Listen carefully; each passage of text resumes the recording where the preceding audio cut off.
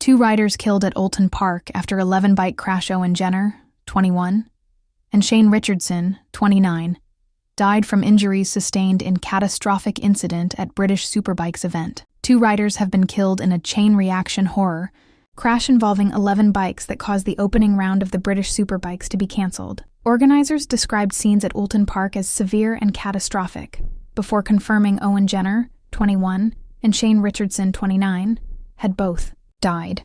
In one of the worst crashes in the sport in recent memory, Tom Tunstall, 47, was also rushed to Royal Stoke University Hospital with significant back and abdominal injuries.